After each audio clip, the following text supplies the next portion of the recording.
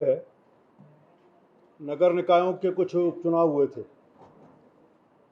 ऐसे 16 निकायों के कुल 14 के हुए थे। 14 में से पहले भारतीय जनता पार्टी के पास 6 वार्डों में भारतीय जनता पार्टी के प्रत्याशी थे। 14 में से 8 में भारतीय जनता पार्टी के प्रत्याशी विजयी रहे। कांग्रेस के पहले 7 थे, उसमें से 4 पे, और एक निर्दलीय पहले था, उस पर 2 पे निर्दलीय आए। एक प्रसन्नता की बात है कि ट्रेंड अब धीरे धीरे किस तरफ जा रहा है, रुझान इस बात को प्रकट करता था। मेरा मूल विषय नहीं था, मैं केवल एक परिणाम के बारे में जानकारी दी। इस विषय पहले भी अपन बात कर चुके हैं। एक वीडियो हम इसका आज जारी करेंगे, वो आपके सामने रखेंगे। कुछ फोल्डिंग्स हैं। उससे पहले इस विषय में एक बार जानकारी। 13 मई 2008, इस दिन को अपने में से कोई भूला नहीं है। शाम को एक शांत जयपुर में जगह जगह बम ब्लास्ट हुए, और बम ब्लास्ट के कारण से, सीरियल ब्लास्ट थे, बम ब्लास्ट के कारण से 71 लोगों की जान गई, 185 लोगों की मृत्यु हुई, 185 घायल हुए।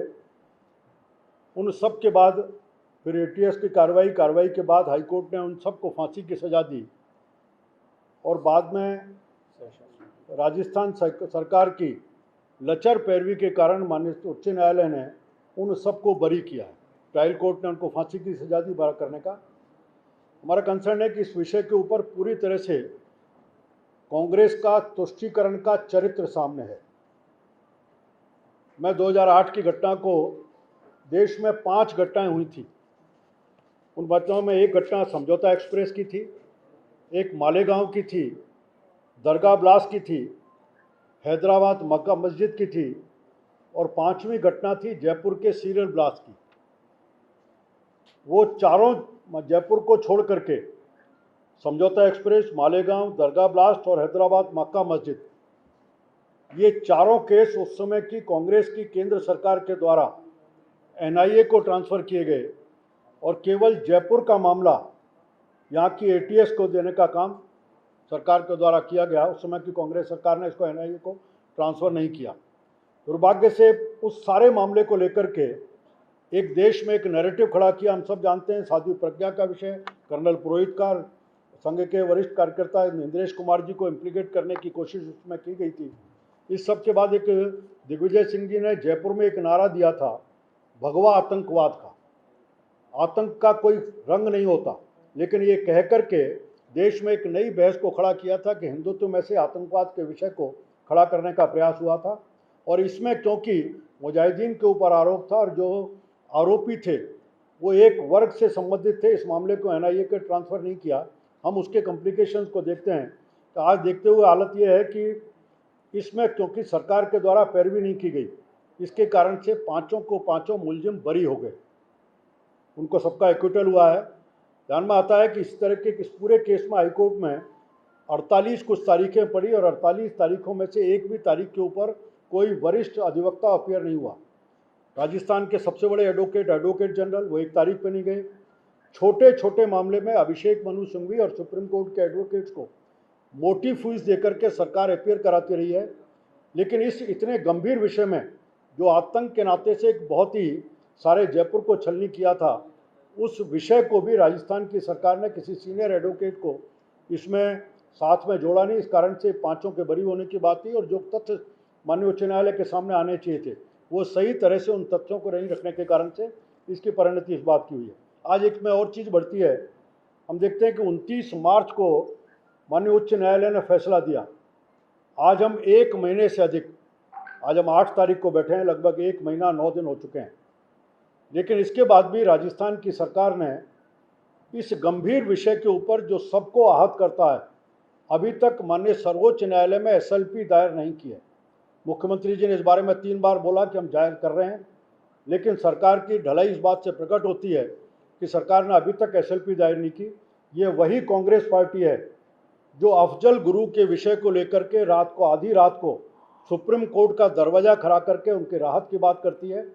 ये वही कांग्रेस पार्टी है जो जब बाटला हाउस काउंट होता है तो इनके ही नेता ये कहते हैं कि उस दिन सारी रात सोनिया गांधी सोई नहीं और बुरी तरह रोती रही, आज शायद इन सब को सजा होने के बाद और अगर सुप्रीम कोर्ट में एसएलपी के बाद माननीय सर्वोच्च न्यायालय को अन्यथा निर्णय होता है तो उससे सोनिया गांधी के आंसू उनके लिए महत्वपूर्ण हैं, वो आंसू ना निकले इस तरह एसएलपी भी जारी नहीं करना और एक वर्ग विशेष को संतुष्ट करने का प्रयास कांग्रेस सरकार के द्वारा किया जा रहा है। इस विषय में हमने बार बार सरकार को चेताने के लिए, जनता का आक्रोश व्यक्त करने के लिए पहले एक बड़ा धरना दिया और उसके बाद इसी विषय को लेकर के एक कैंडल लाइट का आयोजन किया था जो सांगनेर गेट हनुमान मंदिर तक गया था, आप सबकी जानकारी में, क्योंकि सरकार अभी तक ढिलाई पे है और इस घटना को 15 साल 13 तारीख को पूरे हो रहे हैं, उसकी बरसी पड़ती है। इस फैसले के बाद पहला ऐसा अवसर आता है तो भारतीय जनता पार्टी ने तय किया है उस दिन जयपुर के सभी 250 वार्डों में भारतीय जनता पार्टी इस विषय को लेकर के धरने का आयोजन करेगी और धरने के बाद हनुमान चालीसा का पाठ करते हुए उस धरने का समापन भारतीय जनता पार्टी करेगी। इसको और पब्लिक में जनजागरण खड़ा करने के लिए मैंने एक वीडियो अभी आपके सामने जारी करेंगे, उस वीडियो को हम रिलीज़ करेंगे आज आपके माध्यम से। उसके बाद ट्विटर के ऊपर हैशटैग जिसके ऊपर हम जनता के समर्थन की बात करेंगे, एक इसी तरह एक मिस्ड कॉल जारी कर रहे हैं 8140200200। इस वीडियो में भी उसका उल्लेख है, हमारे पोस्टर्स के ऊपर उल्लेख है, जिसमें कोई भी मिस्ड टैग देकर के अपना समर्थन इस अभियान को व्यक्त कर सकता है और साथ ही स्थान स्थान पर होल्डिंग लगा करके इसका जागरण का काम भारतीय जनता पार्टी करने वाली है। मुझे इतना कहना था। एक बार वीडियो आप सबके सामने हम जारी करेंगे और होल्डिंग्स को, फिर कोई प्रश्न आपके होंगे तो उसको मैं लेना। अपनी एसएलपी दायर नहीं की, वहीं पिछली 14 तारीख को 2 पीड़ितों की तरफ से भारतीय जनता पार्टी पीड़ित क्योंकि हो ही जा सकते थे, एसएलपी दायर हो चुकी है और उसमें जल्दी कोई तारीख होगी, सुप्रीम कोर्ट आगे बढ़ेगी। दूसरा, तुष्टीकरण की नीति के कारण ही परिणाम है। आज राजस्थान में जिस तरह की स्थिति है कि पीएफआई को कोटा में अनुमति मिलती है रैली निकालने की, गौकशी की घटनाएं बढ़ रही हैं, रामनवमी के जुलूस के ऊपर आप डीजे नहीं बजा सकते, बाकी कार्यक्रमों में बज सकता है।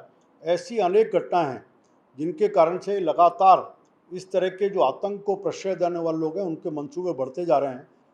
भारतीय जनता पार्टी ने इस कार्यक्रम का आयोजन इसमें। कोई प्रश्न आपका हो तो मैं। मेरा सवाल ये है कि क्या इस मुद्दे से भाजपा को सत्ता प्राप्त हो जाएगा 2023? हर विषय सत्ता के लिए नहीं होते। हम राजनीति में काम करते हैं, राष्ट्र धर्म भी है और राष्ट्र में आतंकवाद से बड़ा गंभीर विषय नहीं है और आतंक को जो प्रश्रय देता है उनको भी चौराहे पर लेके आना और आतंकवाद के खिलाफ जनता को खड़ा करना, दोनों विषय उसके साथ भारतीय जनता पार्टी खड़ी है। सीएम साहब तो बार-बार यही बोलते हैं कि जो लास्ट हुआ था बीजेपी राज में होगा, सजा मिली कांग्रेस के राज में, अब वापस ऐसे भी तय करके उनकी पूरी डेट की शीट को देखेंगे तो निश्चित रूप से घटना 2008 में से भारतीय जनता पार्टी की सरकार मई में थी। इसका पूरा खुलासा हुआ तो जब सितंबर में बाटला हाउस का कांड हुआ तब ये ब्रेक हुआ मामला और उसके बाद सैफ को पकड़ा, उसका सबको पकड़ने का हुआ।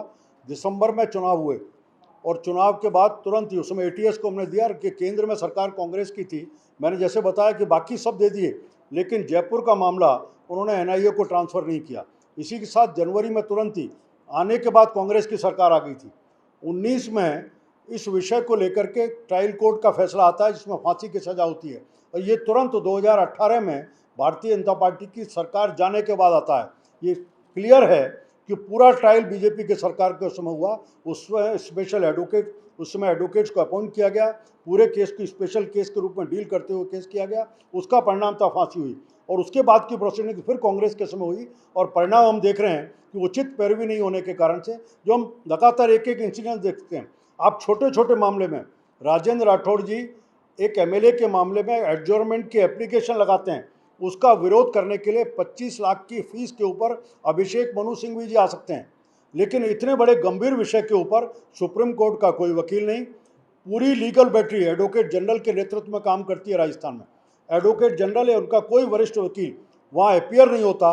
पूरी तरह से इन विषयों को नज़रअंदाज करके उनके छूटने का मार्ग प्रशस्त होता है और इतिहास को भी पलटेंगे तो कांग्रेस का चरित्र एक बार नहीं बार बार देश के सामने आतंकवादियों के साथ खड़े होने का आया है।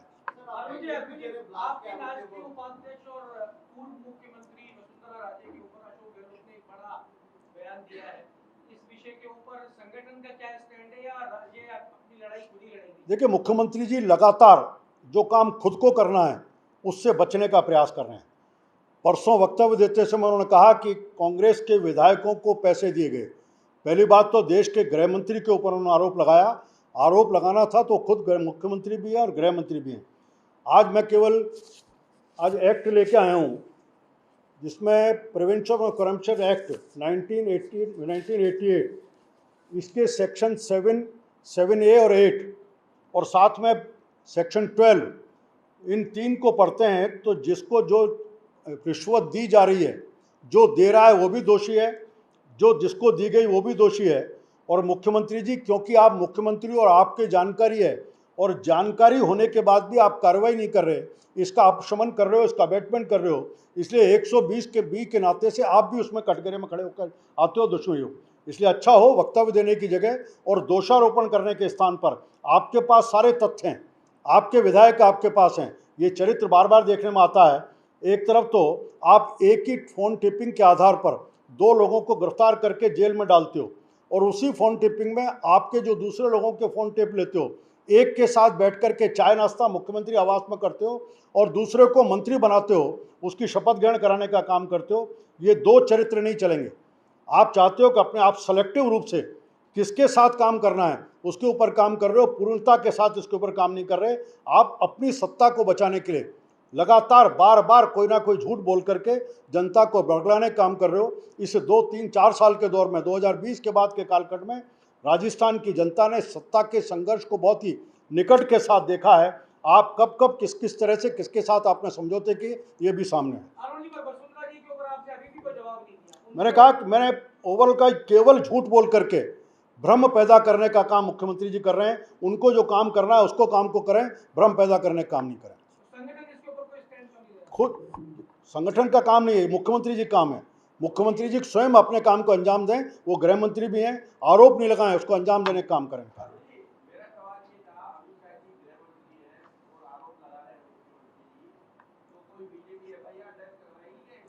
एक बार देखते हैं लीगल रूप से क्या इसकी बनती है, उसकी समीक्षा चल रही है और कोई समीक्षा के बाद कुछ निकलता है तो उसके ऊपर कार्रवाई करेगी। कांग्रेस का तो ये भी कहना है कि भाजपा मगरमच्छ के आंसू बहा रहा है कि आतंकवादियों का छोड़ने का काम एनडीए की सरकार में पहले भी किया गया था, दर्जनों का लोग जाके छोड़ के आए थे और कांग्रेस के ऊपर झूठा आरोप लगा। उसके बाद बहुत पानी बह चुका देश में। आतंकवाद के ऊपर लगातार किस प्रकार से 14 के बाद कार्रवाई हो रही है, ये लगातार देश देख रहा है। बहुत कोई और प्रश्न? बहुत बहुत धन्यवाद।